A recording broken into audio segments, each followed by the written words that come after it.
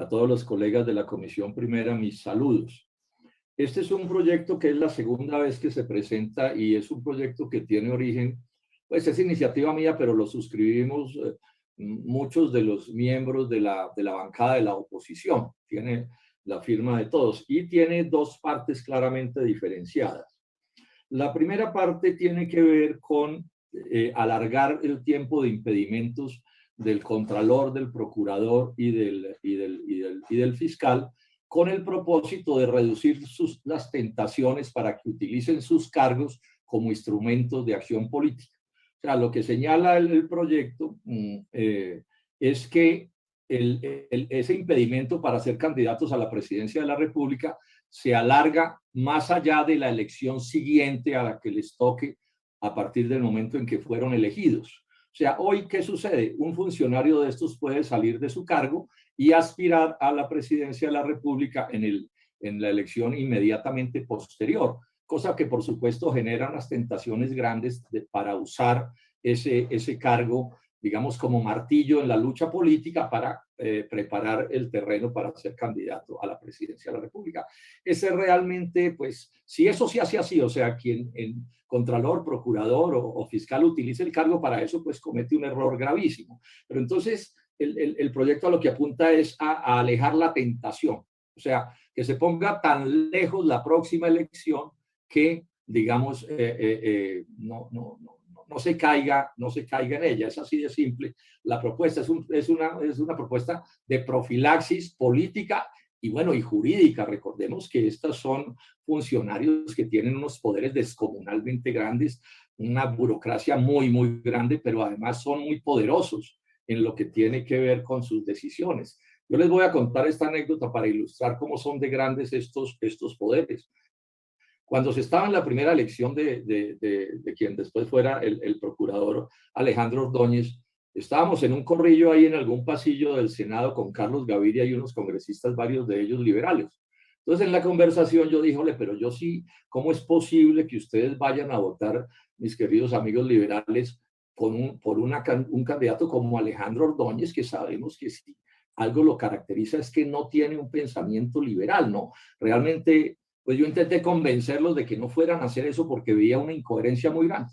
Y uno de los colegas, amigo mío además, en un tono muy cordial y muy franco, llega y me dice esto: mire, Jorge Enrique, yo le quiero contar cómo es que funciona este asunto. Aquí lo único, estoy diciendo textualmente, aquí lo único que uno puede es no tener procurador, porque aquí congresista que no tenga procurador le fritan a su gente, le fritan a su gente. Realmente para mí es una de las cosas que más me ha enseñado sobre el funcionamiento de la administración pública en Colombia y sobre el funcionamiento del Congreso. Ese es el problema, es que el poder de estos funcionarios es inmenso, inmenso, en relación con imponerle a la clase política colombiana, a los congresistas, digamos, lo que quieran imponerles, porque entre otras cosas, me explicaba este colega también después, parte del deber de un congresista es proteger a su gente, protegerse él mismo, pero sobre todo proteger a sus alcaldes, a sus gobernadores, a todos los funcionarios que sabemos son normales en la administración pública y en la lucha política. Doy esto como un ejemplo de cómo es de complicado este asunto. Entonces, esta primera propuesta tiene que ver con que, digamos, evitemos la mayor cantidad posible de tentaciones y hagamos esfuerzos para que los jefes de las CIA actúen con toda la corrección del caso sin que tengan ningún tipo de tentación. Eso, por supuesto, que sería muy sano para el ejercicio de la vida política nacional y para el propio ejercicio, digamos, de quienes tengan esos poderes. Porque pues si hay una cosa tenebrosa, es cualquier tipo de justicia politizada. Eso no tiene nada que ver con la democracia. Entonces, ese es uno de los artículos del proyecto. El segundo artículo, ¿a qué es a lo que apunta? Que es a lo que apunta a que el fiscal general de la nación no sea investigado, pues el inicio de un proceso judicial suyo no pase por la comisión de acusaciones de la Cámara de Representantes, sino que directamente vaya a la Corte Suprema de Justicia, donde con todas las garantías le resuelvan su caso. No voy a repetir cómo es el proceso, pero el proceso empieza en la comisión de acusaciones de la Cámara de Representantes. Y esto tiene que ver, pues, digamos, con una situación que es parecida a la anterior. aun cuando con sus particularidades. Lo voy a expresar contándoles algo que me sucedió a mí particularmente. Ustedes saben que yo llevo 5 debates sobre el tema de la corrupción de Odebrecht Grupo Aval, corrupción que en términos generales todos sabemos terminó en una inmensa impunidad, probablemente sea el país del mundo donde la impunidad haya sido mayor, aun cuando hayan fritado a unos cuantos peces menores, pero la estructura general fue el imperio de la impunidad. En ese proceso, y dado las gravísimas omisiones y decisiones equivocadas de Néstor Humberto Martínez, yo lo acusé penalmente ante la Comisión de Acusaciones al final del 2019. Lo acusé a sabiendas de que pues no soy yo el que digo cómo tiene que decidir la Comisión de Acusaciones, pero uno sí acusa esperando que los que son los jueces, en este caso la Comisión de Acusaciones, pues actúen con por lo menos el debido proceso y al final tomen la determinación que quieran tomar. Bueno, hace unas semanas, esa Comisión de Acusaciones decidió un acto inhibitorio de esa acusación y archivó el proceso. Eso, digamos, ellos están en su derecho legal de actuar de esa manera. Es bien notorio que un número muy grande de los miembros de esa comisión no acudieron a esa decisión y yo he impugnado esa decisión, o sea que esa decisión no está en firme.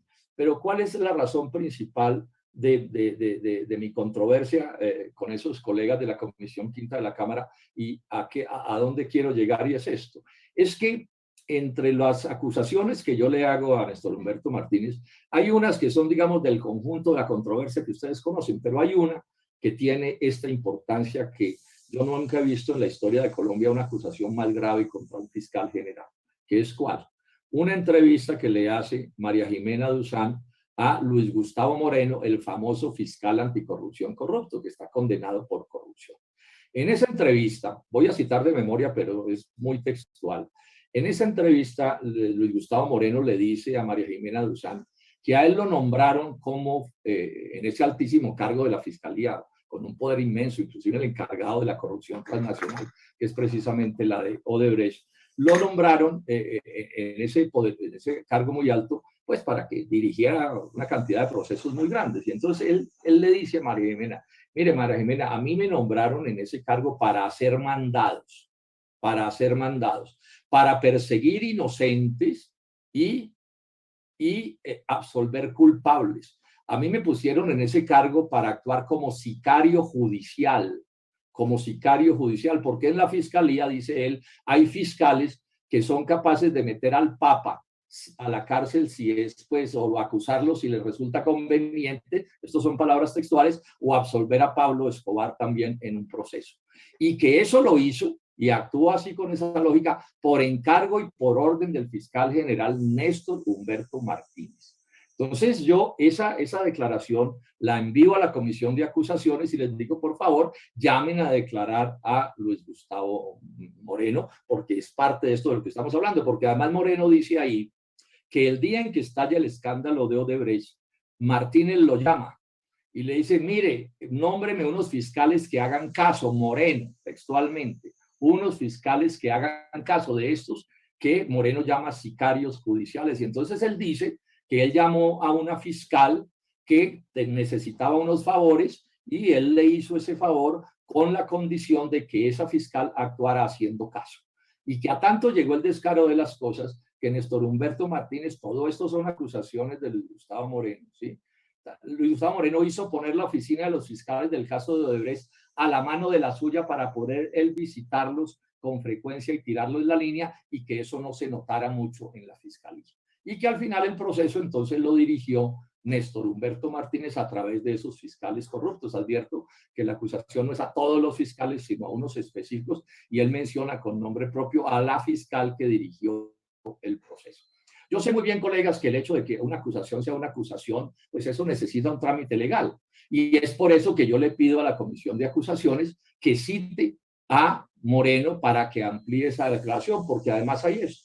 Como el único juez de los fiscales generales en Colombia es la Comisión de Acusaciones, si a Moreno no lo citan ahí a declarar, o de pronto que alguien en la Corte Suprema de Justicia, donde también pedí que se citara a declarar, si no lo citan ahí a declarar, pues no habrá ningún sitio donde se pueda tramitar la veracidad o no de esa acusación. Repito, son los jueces los que tienen que determinar la veracidad de las acusaciones, pero uno como ciudadano sí aspira a que por lo menos se cite a declarar a quienes están haciendo acusaciones tan graves. Dar como argumento que es que lo que pasa es que Moreno está condenado, pues eso carece de seriedad, porque el hecho de que una persona esté condenada por corrupción no quiere decir que no conozca hechos de corrupción, y la cercanía de Moreno y Néstor Humberto Martínez es clarísima. Además, Néstor Humberto Martínez, cuando este escándalo estalla, la corrupción de Moreno, nunca le explicó al país por qué lo nombró, por qué nombró precisamente a ese, que cuando en mi oficina investigamos quién era el personaje, era obvio que nunca lo han debido nombrar fiscal porque tenía un rabo de paja descomunal que no era de fiar, y sin embargo eso sucedió. Entonces, con argumentos otros que podría dar, insisto en que si algo debe corregir en aras de la buena administración de justicia, en aras de que un fiscal no use su cargo como un martillo contra nadie, es esto que estoy proponiendo, que pase directamente sus procesos, el de cualquiera, pasen directamente a la Corte Suprema de Justicia, porque además agreguemos una cosa, colegas,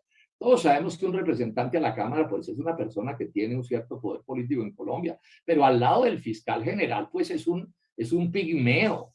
O sea, no es posible, es absolutamente imposible que haya independencia de esos jueces en un proceso contra un fiscal general. Eso no cabe en la cabeza de nadie. Y no olvidemos que la base de la justicia, de esa justicia ciega que falla conforme a derecho, depende de la independencia de los jueces. Porque así se tenga la opinión que se tenga sobre el caso de Brecht, yo no los estoy pidiendo a ustedes que se comprometan que en eso ustedes pueden tener la opinión que tengan, pero aquí yo lo que estoy hablando no es de que se condene o no a nadie. Yo que estoy pidiendo es que se investigue como se debe investigar en los procesos. Y eso no sucede en la comisión de acusaciones, bien llamada de absoluciones, porque esa debilidad de esos representantes a la Cámara es manifiesto. Entonces, ese es el proyecto. Yo los invito a que ojalá por unanimidad aprobemos este proyecto de acto legislativo que tiene dos elementos que sin duda tienen argumentos poderosos a favor de una mejor administración de la justicia y de un mejor desenvolvimiento de la democracia política en Colombia.